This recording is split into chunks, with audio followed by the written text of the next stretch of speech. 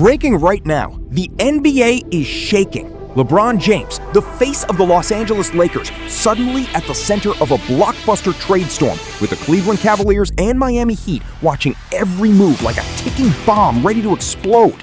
Last night, now it was from another account, but they said it came from you, that the Lakers may have interested in trading LeBron if he would approve it to the Cavaliers for Jarrett Allen. Is there truth to that? Did that come from you?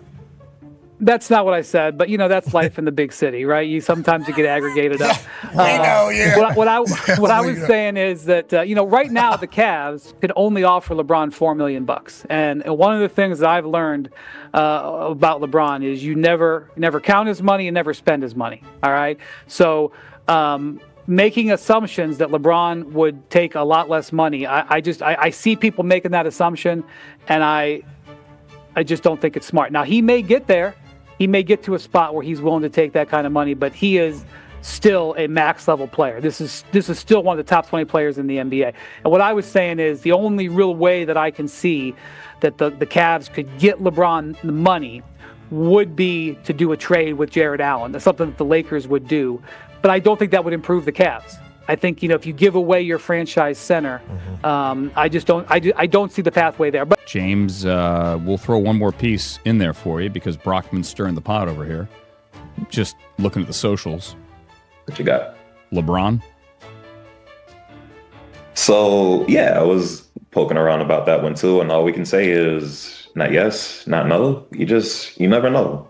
You never know. Like John Hollinger at The Athletic, honestly, he used his board's formula last week to show in one of his pieces to show like LeBron isn't necessarily, in terms of on-court production, not necessarily going to be up for the max. And so it will be interesting how that can play out, because you're talking about a player who, yes, he's still productive, still has all-star caliber production, but there is no precedent for a player entering his age 42 season, as John pointed out last week, and what that can mean. But if you can get someone, again, that can get the ball out of these cats' hands and get them in driving kick opportunities, yeah, that'd be fun. So, James, you're telling me there's a chance? Mm-hmm. Yes. We'll see. We'll see how that goes. Wow. What would that be like? That'd be honestly a blast. As you mentioned, I'm a South Florida guy, but when I was in college, I barely missed the Heatles years. So it'll be fun for LeBron, in theory at least, double back a little bit. He talks highly about Miami. Pat said earlier this year too, that he wishes that he and LeBron actually, they kept things going a little bit longer, that he had a dynasty in mind that just didn't really pan out. But even beyond LeBron leaving, contract dispute with Dwayne Wade as well. Like those are the only two things that ended the Big Three era. Like Chris Bosh, he had to preemptively retire because he had the blood clot issues and everything like that. But, if you can get a forward who can create easy offense for folk, who can get driving kick opportunities, who can get little dump offs to Giannis and Bam and stuff like that for about $26 million, and he just so happens to be LeBron James, it's not a bad idea. Yeah, no, it's not a bad idea at all. It would sell a few tickets. Talking to James Jackson of The Athletic, not as if the Heat are going to have trouble selling tickets. So let's rank these possibilities here, James. I'll give you three teams. The Lakers, the Cavs, the Heat. Rank them in likelihood going 1 to 3 of LeBron James playing this fall. This is just my list. Yeah, your opinion. I said Lakers. He's worked very hard to build the stability he has there, wealth of opportunity for his family. The Heat, I could see that just because, again, he's talked highly of being down here in Miami, what it meant for him. And again, going back to the comments with Pat, Spo, honestly, just everything that would mean. They won a gold medal together just in 2024 over in Paris, he and LeBron. And then I will go Cavs, partially, though, because LeBron did joke earlier this season that he doesn't even like playing in Cleveland and such like that. And also, too, practically speaking, the Cavs, should they re-sign Donovan Mitchell, give him X amount of dollars and figure things out with James Harden and stuff? How much money can teams even have? In this apron era now, teams are really having a hard time, not only just making moves for the now, but in 2 years, does this bite us in the behind? So I would go Lakers, Heat, Cavs for that list. Yeah, I would stay the same. I think he stays in LA. If I'm him, I stay in LA, assuming that all parties are involved. Want him to stay in LA. To me, that is the obvious one. Look, I'm a Cavs fan. Going back to Cleveland would be great, and they do have to shake that thing up, mix that thing up somehow. I'm not a fan of the James Harden piece, but I think you might be stuck with him. Regardless, LeBron came back and won. I don't know that he needs to do it again unless you absolutely unequivocally find that in your heart, like that's what you want to do. And if that's the case, hey man, come on down. Like, we'd be happy to have you, but I don't think it has to happen, and I wouldn't be disappointed if it does not. Miami, look, to your point earlier, asking like, what would the Heat have to do in order to round out some you get LeBron with like some shooters and stuff, a Clay here, a Chris Middleton there, a dude off the street, or a random person, if their name is Brian Williams or something like that. If you just tell LeBron, we got shooters and we got drivers and stuff like that, that could be intriguing, because I think also more to your point with LeBron, there's really not anything for him to play on. Like, He's created his own legacy. I think largely at this point, what's interesting with him is he's played basketball since he was 3 years old.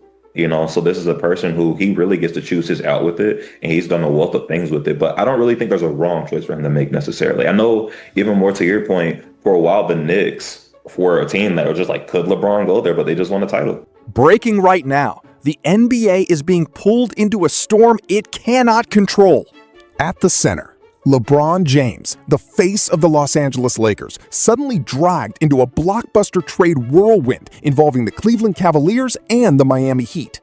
Rumors ignite, claims circulate that the Lakers may consider moving LeBron if he approves a shocking return scenario to Cleveland, possibly tied to Jarrett Allen discussions.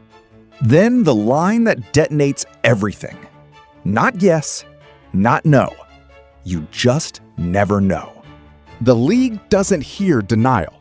The league hears possibility.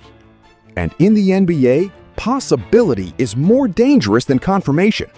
But behind the noise, there's something far more explosive than rumors, the money reality that nobody can ignore. This is where the illusion cracks. Reports suggest the Cavaliers could only offer around $4 million in certain scenarios.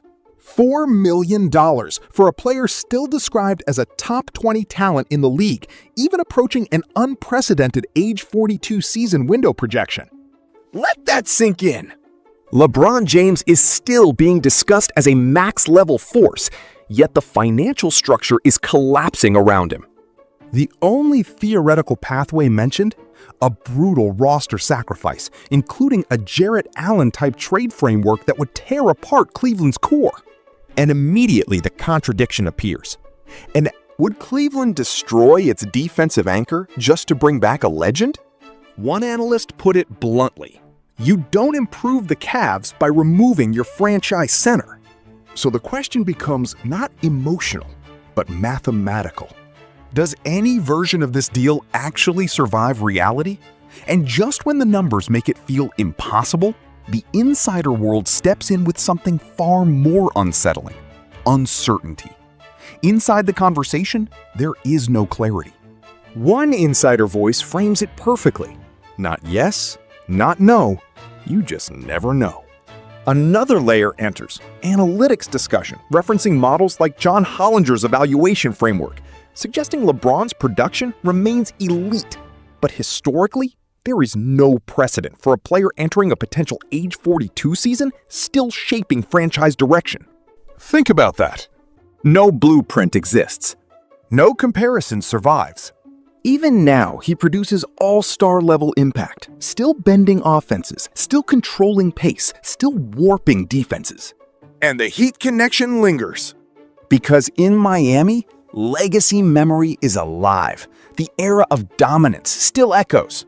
But even insiders admit, this is no longer about nostalgia. It's about whether LeBron can still function as a system engine, or if he becomes the system itself. And now the debate fractures into pure chaos. 3 destinations, 1 legend, and no safe answer. Rankings emerge, but no one agrees. Lakers, stability, control, legacy continuity. Heat, emotional return. History, a what-if reborn in Miami fire. Cavaliers, the hometown paradox. Love versus logic. Memory versus roster destruction. One perspective lands hard. Lakers remain the most stable outcome. Everything LeBron has built points there. Heat becomes the emotional wild card, driven by past dominance and unfinished legacy conversations. Cavaliers, the most controversial because even fans admit the financial and roster sacrifice may not make basketball sense. And then the final truth cuts through. There may not be a wrong choice, only a personal one. At this level, it's no longer basketball strategy, but the final question remains unanswered. And that's exactly what makes this story dangerous. Nothing is confirmed. Nothing is denied. But the silence is louder than statements. Because when a name like LeBron James enters trade discussion at this stage of his career, the NBA doesn't just react. It trembles. A $4 million rumor, a franchise-altering trade concept, an age-defying career arc still unfolding, and 3 cities holding their breath. Los Angeles waits. Cleveland watches. Miami remembers. And somewhere in the middle, the league asks a question no one can fully answer. Is this the beginning of a farewell or the start of one final shockwave? Yo, mic check 1 to 2, -1, -2. Game over for this video, folks. Smash that like button, drop a comment, and subscribe to stay in the huddle for more. This is NFL Madness, bringing the heat and signing out.